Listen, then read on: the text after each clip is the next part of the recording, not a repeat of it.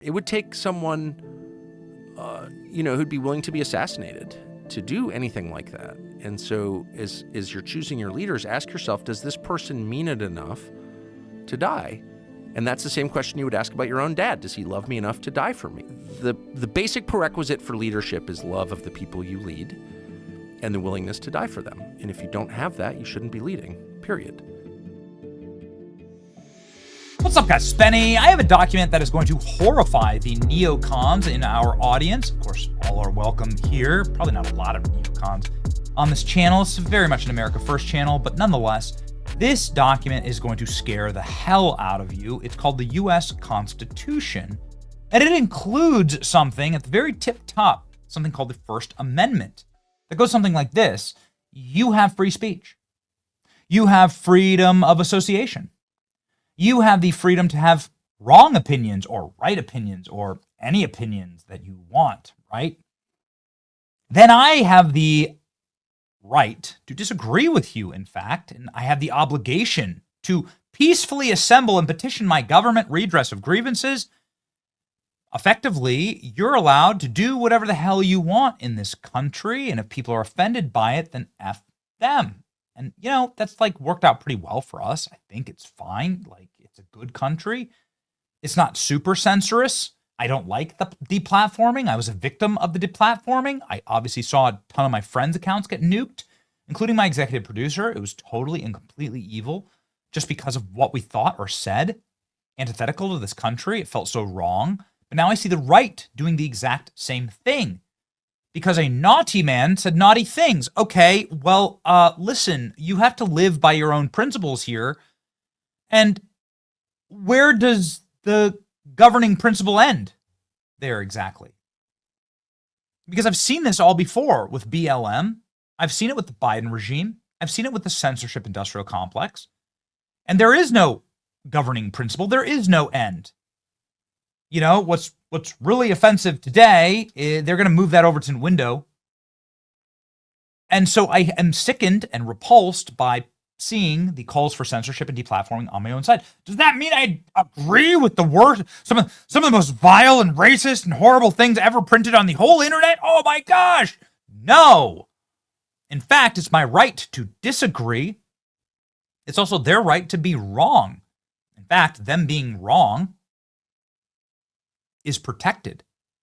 And it makes it really special that it is, because what happens when people debate ideas is that it's a pressure release valve. And that pressure release valve means that we can live peacefully in this country and not start killing each other.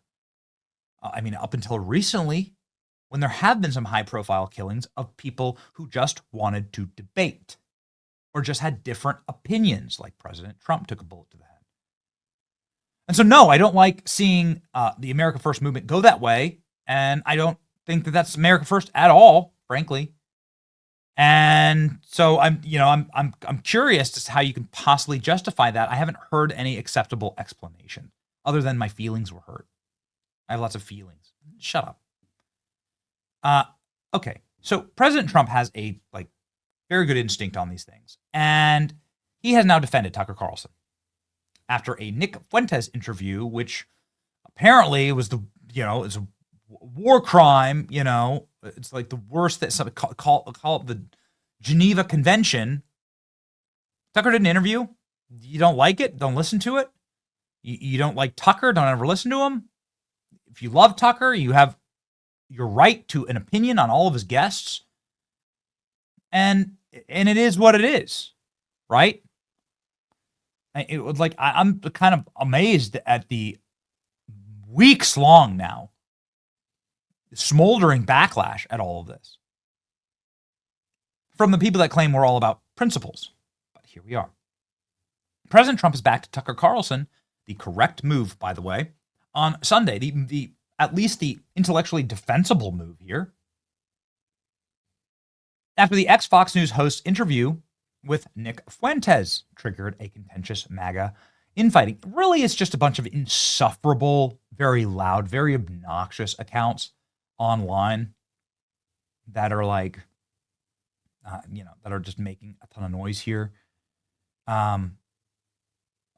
The other thing that I can't, the circle I can't square on all this is like people that I disagree with vehemently, who also have abhorrent views.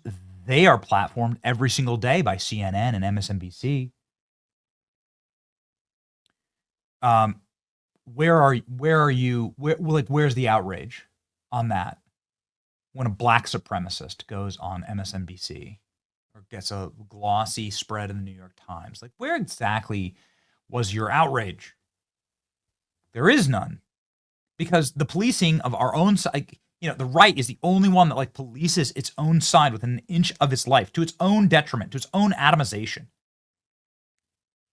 And what I mean by that is, like, again, not a defense, just a ask of like the expenditure of energy and resources. The amount of energy that's been spent on this, the amount of resources, time, and attention that have been spent on this, instead of focusing on the Marxist communist that is not only at our gate, but is over the city walls, running one of the biggest cities in the world. The most powerful city in America is still New York City. The center of capital and empire, called the Empire City for that reason. And a communist just took over. And like, people are more angry about a Tucker Carlson podcast. I just can't. It just blows my mind, man. Anyway, in case you're wondering if I have thoughts on this, more broadly, it underscores MAGA's divided approach towards tolerating racism, sexism, and anti-Semitism on the far right. It's amazing to me they never write sentences like that about the left. Again, like, I'm not apologizing for anyone or anything, and I won't. Like, that's not my place. I'm responsible for my opinions and my actions only. But they don't ever apply the same standards to the left. Ever. Anyway. Driving the news, Trump on Sunday finally waded into the warfare, saying that Tucker Carlson, like, has a right to interview whoever the hell he wants, which is true. Mr. President, Tucker Carlson recently had a friendly interview with anti-Semite Nick Fuentes. Tucker Carlson. What role do you think Tucker Carlson should play in the Republican Party and the conservative movement going forward? Well, I found him to be good. I mean, he said good things about me over the years. I think he's good. We've had some good interviews. I did an interview with him. We had 300 million hits. You know that. Look, I can't tell him. Will you let me finish my statement? You are the worst. You're with Bloomberg, right? You are the worst. I don't know why they even have you. We've had some great interviews with Tucker Carlson, but you can't tell him who to interview. I mean, if he wants to interview Nick Fuentes, I don't know much about him, but if he wants to do it, get the word out. Let him, people have to decide. Ultimately, people have to decide. This is ideologically completely defensible if you are somebody who believes in free speech. Ultimately, people decide. They decide because there's a debate. And the good ideas go to the top, and the bad ideas go to the bottom.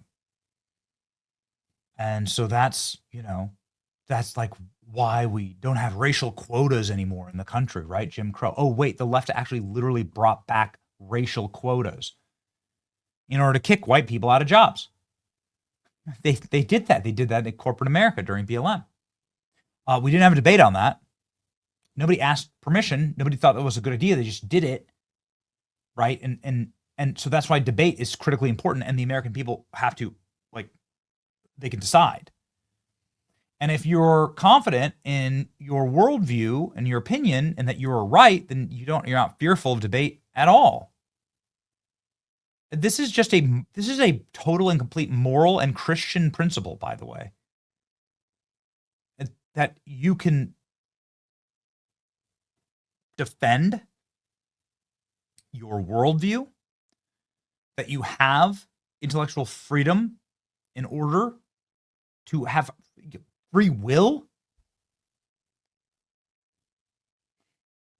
that righteousness and truth will win in the end.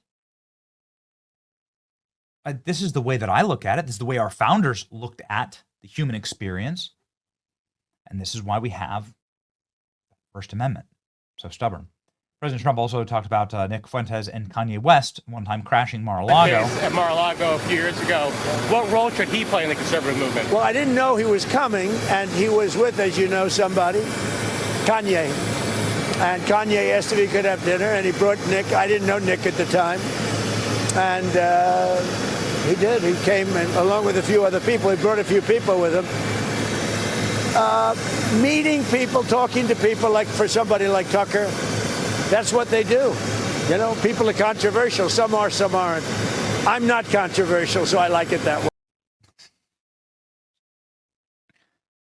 Trump refused to disavow Tucker Carlson after interviewing Nick Fuentes, praising Carlson's support and saying he doesn't know much about Fuentes, and further insisted that Tucker is free to interview whoever he wants. Duh. A White House reporter required to ask retarded questions.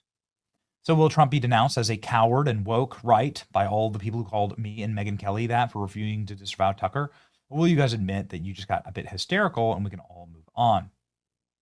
Matt Walsh. Going, Matt Walsh tempting the unemployment line, that's for sure. Destin, President Trump, perfect response to Tucker Carlson interview with Nick Fuentes. Ultimately, people have to decide. Yes, correct. Do not use the tactics of the left and tyrants. Trump cooked everybody for attacking Tucker Carlson. That's easy. And it has been easy. It's that easy, and it has been easy the entire time. Look at how quickly he deals with questions and moves on. Instructive for a lot of professional conservatives. Get the word out. Steve Bannon. Great statement. Everybody knows I loathe Fuentes, but kvetching over this really came at the worst time for neocon holdouts. They wanted to cancel Tucker, and they won't stop there.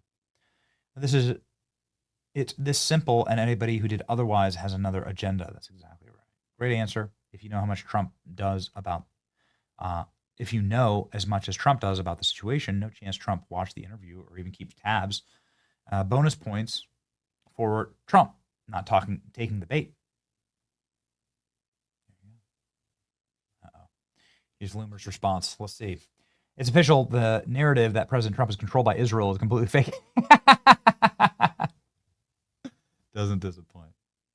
The Groypers in Israel, obsessed coward, which includes Tucker Carlson and Marjorie Taylor Greene, have claimed that President Trump is controlled by Israel. And that Trump's admin silence anybody who speaks out on Israel against Tucker Carlson and Fuentes. Trump just asked about the Tucker interview, Nick Fuentes, and Trump said Tucker can interview whoever he wants. He didn't call for them to be silenced. Well, yeah. That's the neocon side, or like whatever. The paid for, the literal paid for bot side, right? Like this. Trump just basically defended free speech. Total prying leftist journalists to told a prying leftist journalist to F off. Opened the door for a briefing on the op to undermine him and disproved the woke panic in Israel controls him, censors people, myths about 20 seconds. Okay. It's like the meme of the dude pointing at all the red, all the red string behind him. Got it. Okay. Everyone calm down. Seriously. Never apologize for standing up for freedom of speech or standing up against leftist tactics. The position is not radical. It's common sense. It's core, faithfully representing the interest of the American people. Yes, correct. I love to see this. It's good. It's always been the correct answer. It always will be the correct answer. And you should want to debate your ideas. If your ideas are righteous and right and good and morally sound and justifiable, then you should embrace them. Free will, free association, free thought. These are Christian principles. God didn't make us a bunch of like automaton Autobots, we will all think the same way. We all do the same thing. Like that. We'll shut up. Shut up. No. We all have free will. It's a gift from God, and we defend it. We debate it out. We do so peacefully, not through cancellation or worse. Right? It's your boy Benny. Like, share, and subscribe.